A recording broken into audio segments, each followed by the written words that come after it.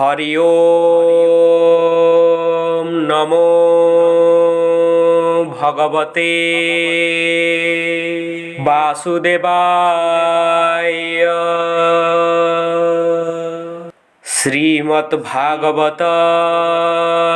प्रथम स्कंध सप्तम अध्याय। व्यास अंकु छाड़ी गंगा कूले नारद गले जेते बेले चिते संशय जेते थीला नारद वाक्ये दूर गला से सर्वगुणे अधिकारी नारद वाक्य चिते धरी पुणी की कले पुण्य देहा कह आंभ को जेबे दया हेमंत मुनिंक प्रसन्ने कृष्ण महिमा गुणी मने। श्रीसुत उवाच सुत कहन्ति तो सचिते मुनिजनकर अग्रते से ब्रह्म नदीर पश्चिमे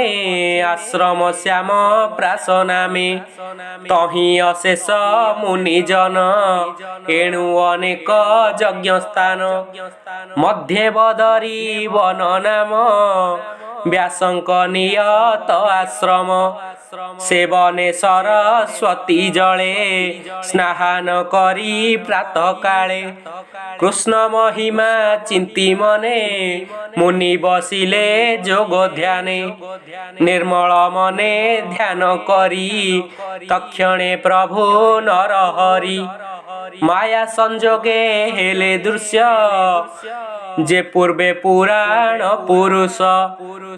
जे माया त्रिगुणे जड़ित अज्ञाने जीव मोहग्रस्त असत्य सत्य प्राय मणे आत्मार गति न प्रमाणे ताहांको धारिबा अर्थे श्रीकृष्ण भक्ति जोग पथे रचिले भागवत बाणी ए जीवतरे जहा शुणी भक्ति कले कृष्ण पादे न पड़े लोक मोहबादे संहिता करी हरिबाणी शोधन करी ताकु पुणी स्वभावे तांक निज सुते हरसे देले भागवते विशेष गोविंद प्रसन्ने माया न लागे जार मने एमंत सत्य वाक्य शुणी मुनि सकले मने गुणी मन संशय खेद बही कहन्ति सुत मुख चाही सौनक उवाच माया न लागे जार चिते कि प्रयोजन तार ग्रंथे सुख स्वभावे आत्माराम ताहार ग्रंथे किंपाश्रम ताहार अर्थे व्याससूत अभ्यास कले भागवत निर्लेप जोगी से जगते संशय लागे आंभ चिते शुणी संशय मुनि कथा कहन्ति सुत ब्रह्मवेता सुत उवाच स्वभावे मुनिंकर चित ग्रंथ नुह ग्रंथित तथापि अकिंचन पणे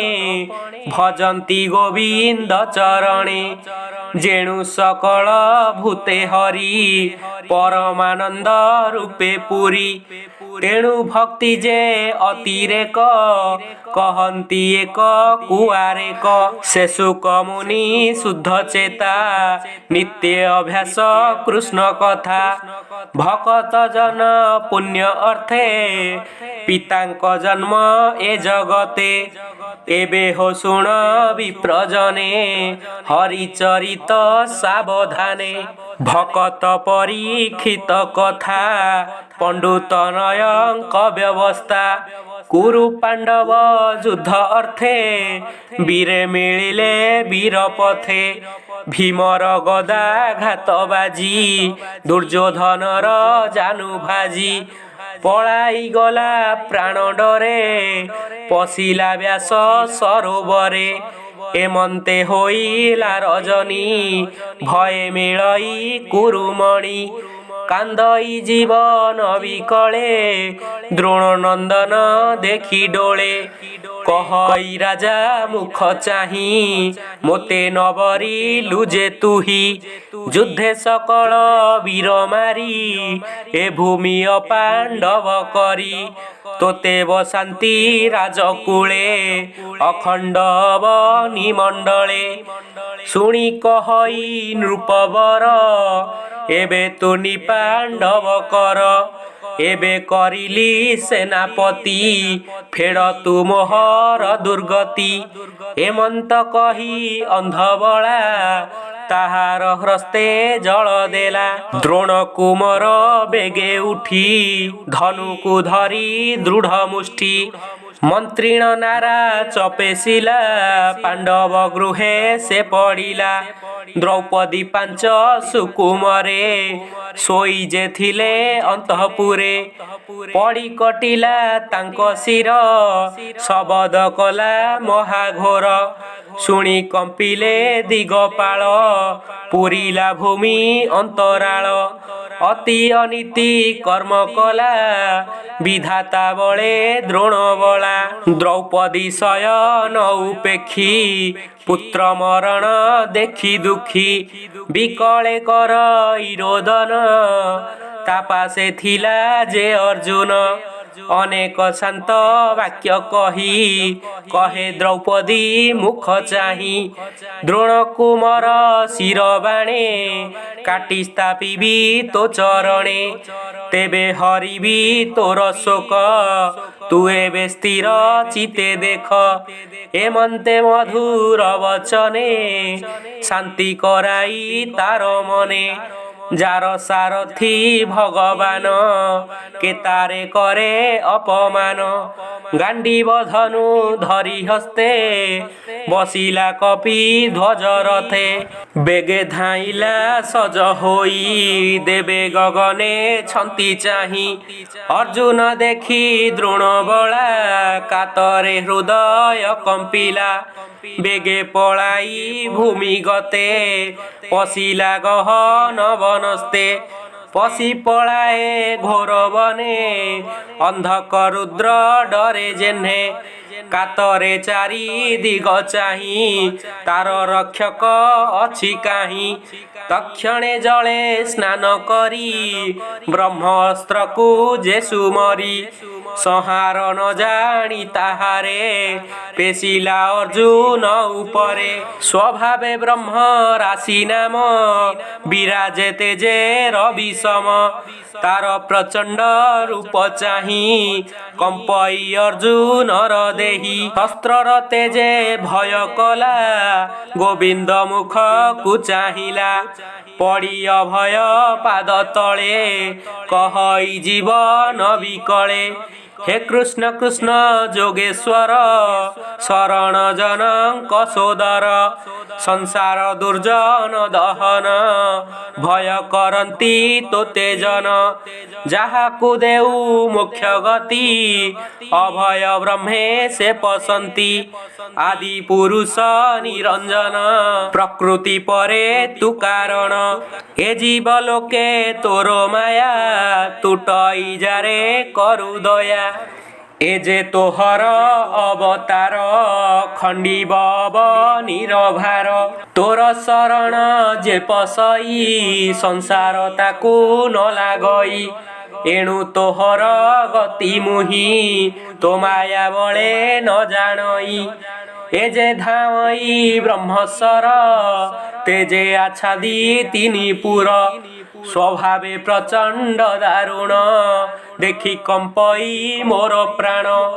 कह कि करी गोसाई तो बिनु अन्य गति नाही। अर्जुन वाक्य शुणी हसी कहन्ति प्रभु ब्रह्मराशि। श्री भगवान उवाच जीवन डरे द्रोण बला अति मानुष कर्म कला मंत्र न जान ईसहारे बेगे पेशिला प्राण डरे एहा निवारे शस्त्र नाही केही न जाने देह बही तुझे सकल मंत्र जानू चंचल चितेन प्रमाणु। सुत उवाच शुणी गोविंद मुखुबाणी अर्जुन मने मने गुणी तक्षणे आचमन सारी मने सुमरी नर हरि द्रोणंक ताहु अच्छी जानी भावे कहिले चक्रपाणी ब्रह्मसर को ब्रह्मसर शून्य पेशिला वीरवर गगन मार्गे बेनिसरे भूमि आकाश अभ्यंतरे अर्क अनल प्राय दिशी बढ़िला दश दिगग्रासी सेवेनी शस्त्र तेजो राशि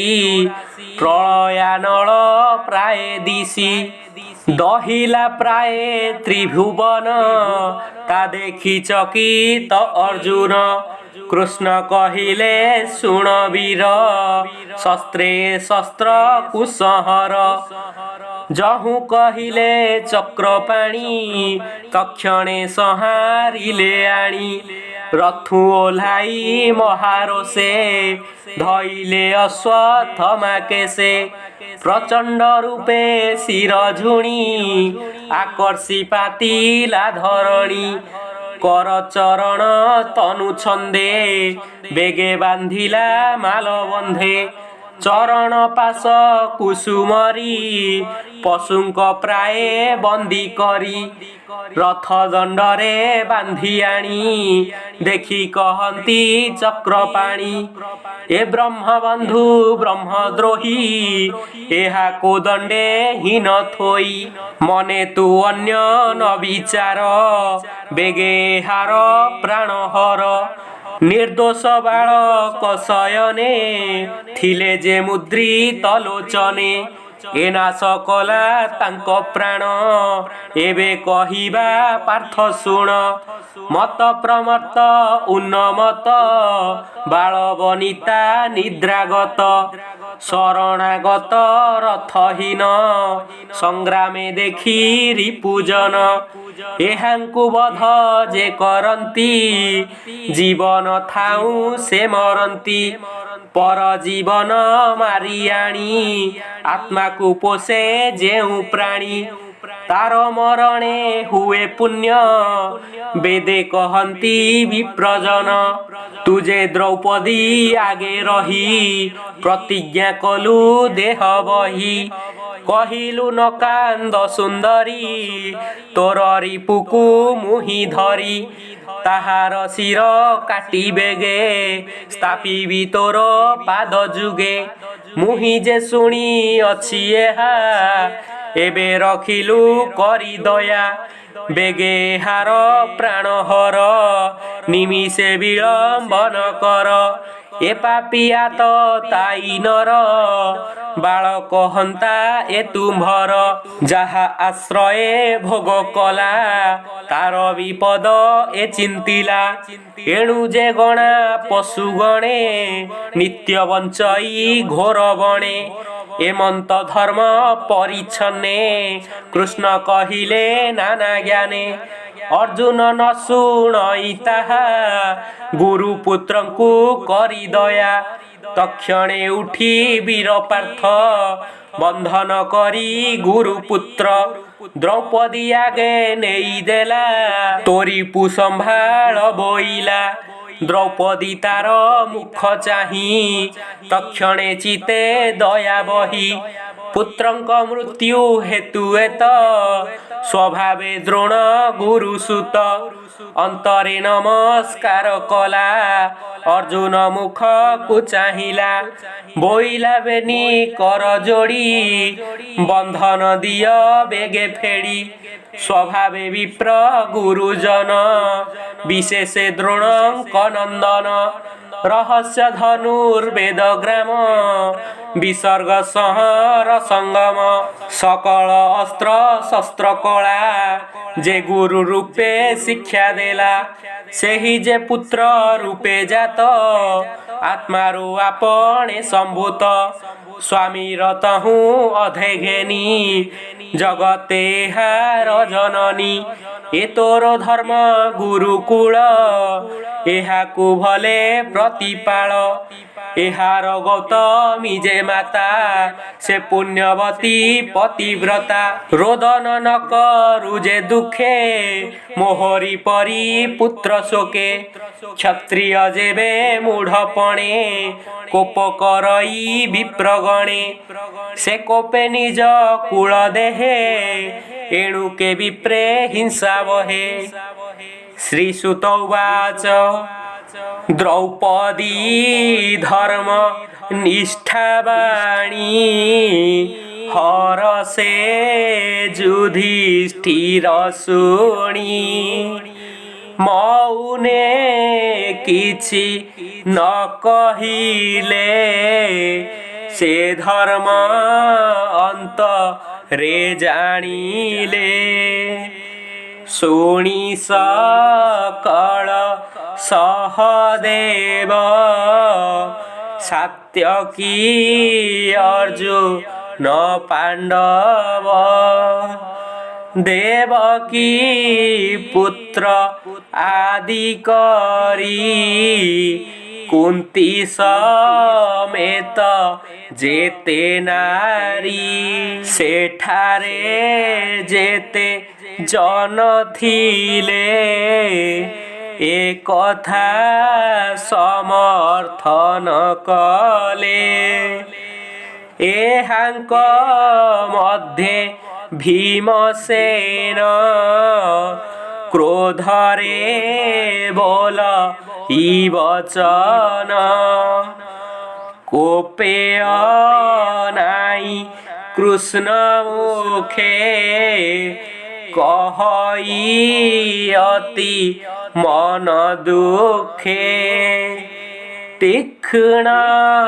खड्गे काटी शिर एहाकु नर उधर की प्रयोजन किसर्थे ए पापू तरी बके मन्ते शयने शिशु बध कला स्वभावे बंचु बंचु मला द्रौपदी तुले चक्रपाणी ए धर्म भीम मुखु शुणी अल्प हसी भावग्राही कहती अर्जुन को चाही श्री भगवान उवाच मरण चरित एहार याको नरख वीरवर जे आतताई कर्म करे अधर्म युद्धे शस्त्र धरे जीवन थाऊ से मरंती अंते से नरके पड़ंती एबे मोहर बोल कर जे धर्म उचित एहार द्रौपदी पुत्र शोक बेले तुझे कहिलु अवहेले तोहर पुत्र शत्रु मारी शिरे चरण पूजा करी खंडीब पुत्र शोक तेबे मोर वचन कर एबे शस्त्रे हार तेज हर जीवन मृत प्राय कर शास्ति लांछने ए बिहरु ए विप्र केबे हे न मरु शोक न थाउ कृष्णा चिते ए कथा कर भीम मते ए कथा मोहर सम्मत शुणी अर्जुन कृतकृत्य तत्क्षणे उठी कोप भरे तीक्षण खड्ग घेनी करे केश धइला बाम हस्ते मणिए थिला तार माथे खड्ग जे घेनी दृढ़ मुष्टि मणि सहिते शिखा काटी आनी स्थापिला बाहुबले द्रौपदी देवी पाद तले तत्क्षणे बंधन फेड़िला द्रौपदी ता मुख चाहिला बालक हत्या दोषे छन्न मलिन दिशे ता बदन मणिहरणे तेज गला नगरु बेगे पळाइला बेश विवेश करी हरि ताकू बाहार देशु करी ब्राह्मण प्राय एही मते मरण लभंती जीवन्ते द्रोण कुमरे शास्ति देई ज्ञाति बांधव रुंड होई सर्वे आकुल पुत्र शोके बालके घेनी एके एके दहन कले दुख मने एबे हो शुण मुनि जने सुजन हिते भागवत भिआईर समय गीत प्रथम स्कंदे भागवते सुजन जनकर हिते अमृत कृष्ण रचरित कहई विप्र जगन्नाथ इति श्रीमद्भागवते महापुराणे परमहंसाय संहितायां 82 प्रथम स्कंदे द्रौणीदंडे नाम सप्तमोऽध्यायः। ओम नमो भगवते वासुदेवाय।